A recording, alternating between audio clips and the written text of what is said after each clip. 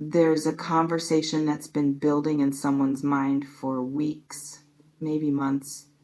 They've rehearsed it 1,000 times, started typing messages and deleted them, picked up the phone and put it back down, convinced themselves to reach out and then talk themselves out of it at the last second. Okay, it's Anna. And what I'm sensing right now is this specific energy of someone who's reached a tipping point where staying silent is becoming more painful than the fear of speaking up.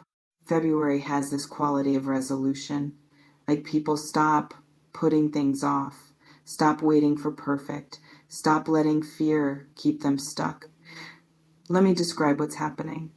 You may have someone in your life who's been distant, quiet, careful with their words, like they're constantly editing themselves around you. Like there's something underneath the surface that they're not saying. Some people experience this as confusing, mixed signals. Moments where it feels like they're about to say something important and then they don't. Where the energy between you is thick with unspoken things. It might feel like you're both walking around something, both knowing it's there, but neither wanting to be the first to name it. And this person, they're tired of walking around it. Let's pause here. This reflection invites you to consider, is there someone who's been holding back with you, who you can feel wants to say something but hasn't?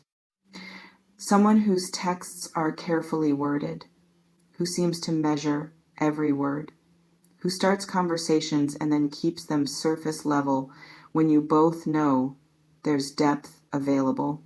You may have given up expecting directness from this person, accepted that this is just how they communicate, vague, guarded, never quite saying what they mean.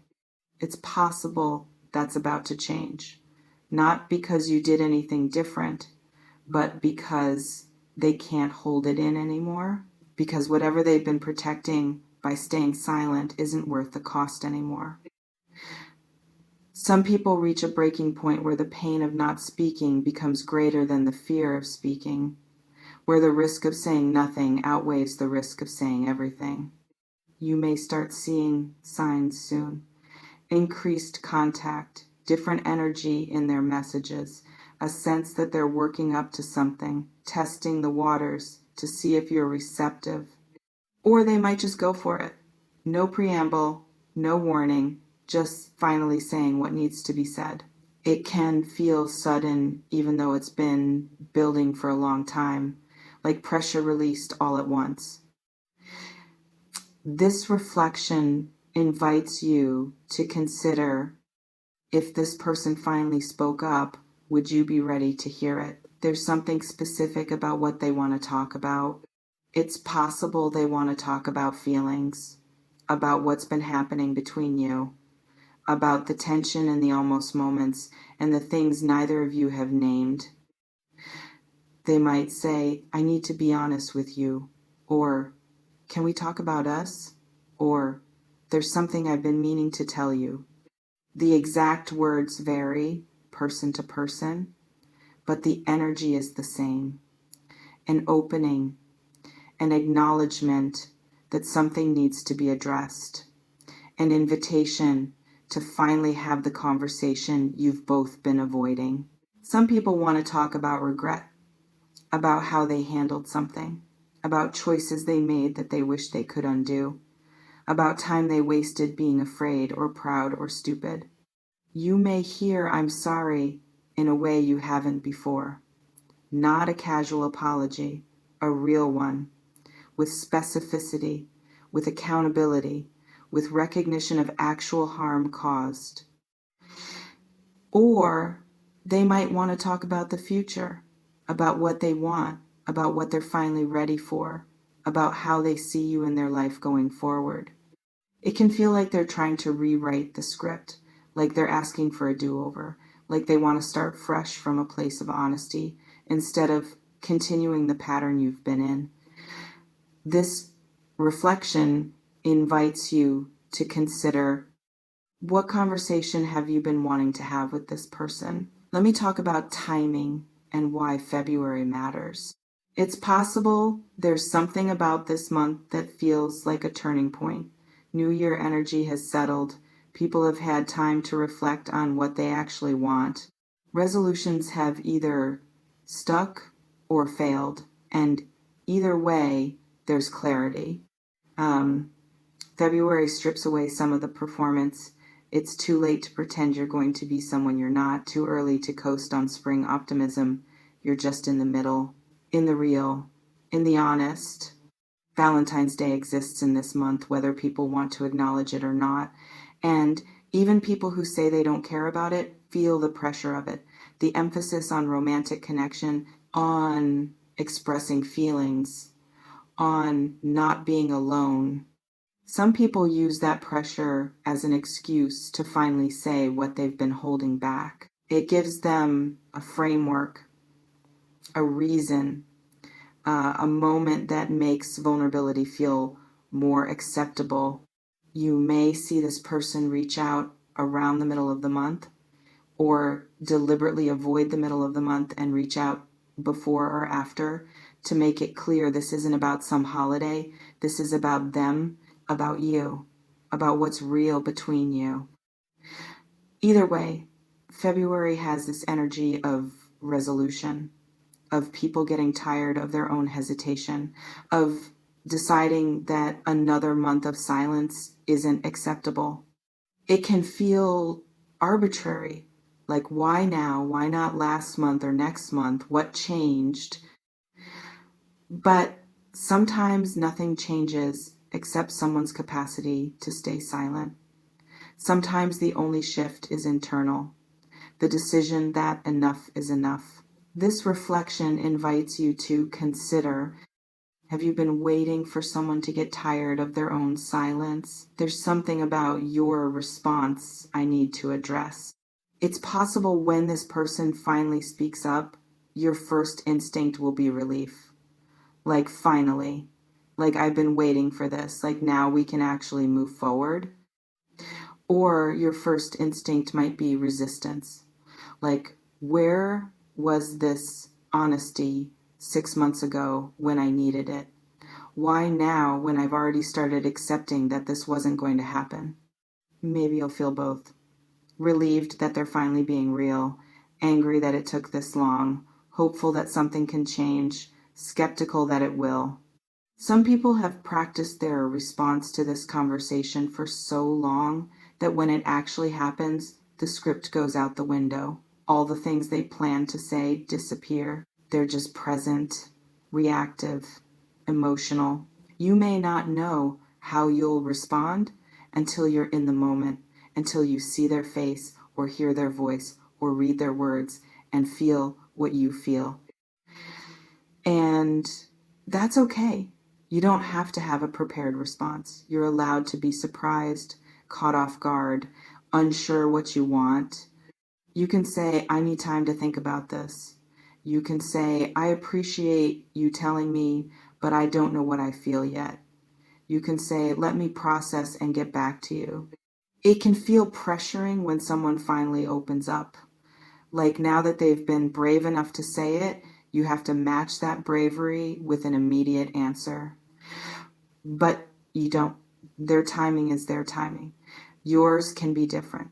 This reflection invites you to consider, if someone confessed something you've been waiting to hear, would you need time before responding? Let me talk about what different versions of this conversation might look like. It's possible they reach out to apologize, to acknowledge that they hurt you, that they were wrong, that they see now what they couldn't see then. I'm sorry for how I treated you. I was going through something and I took it out on you and that wasn't fair. That's accountability. That's someone who's done the work to recognize their impact instead of just their intention. Some people apologize without accountability. I'm sorry you felt hurt, or I'm sorry things got complicated. Those aren't real apologies. Those are just words to make the apologizer feel better. You may need to discern the difference between someone who's genuinely taking responsibility and someone who's just trying to ease their own guilt or get back in your good graces.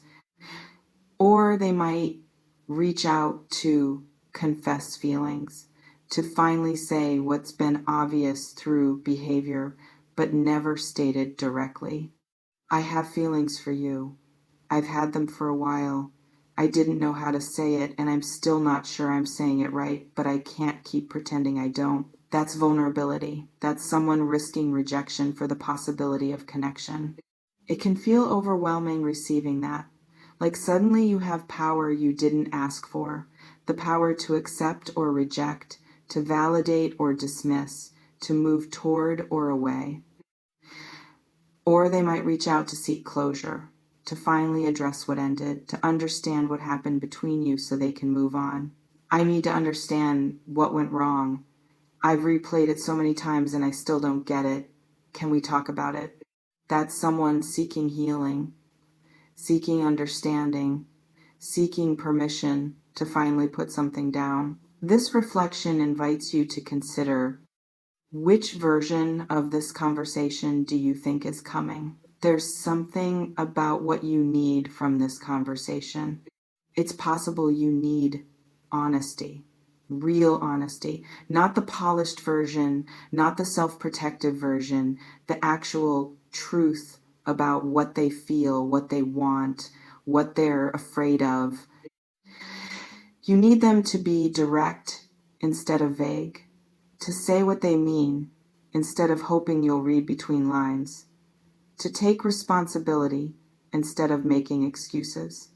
If they can't do that, if they reach out but they're still hedging, still protecting themselves, still making you do the work of interpretation, then nothing is actually changed. Some people confuse talking with communicating. They think as long as they're saying words, they're being honest. But you can talk for hours and say nothing real. You may need to push for clarity if they start being vague. What are you actually saying? What do you want from this conversation? Are you asking for something or just telling me something? Because you deserve to know what you're responding to. You deserve to understand what's being offered or requested or acknowledged. It can feel confrontational to push for clarity, like you're being difficult, like you should just be grateful they're talking at all. But accepting vagueness to avoid conflict doesn't serve anyone. It just creates more confusion. This reflection invites you to consider, will you settle for vague or will you require clear? Let me talk about what happens after the conversation. It's possible the conversation resolves something, creates clarity, opens a door that's been closed, shifts the dynamic in a way that feels right. Or the conversation reveals that you're in different places, that what they want doesn't align with what you want, that the honesty, while appreciated, doesn't change the fundamental incompatibility. Both outcomes are valid, both are better than continued silence and wondering. Some people are so focused on getting the conversation that they don't think about what comes after.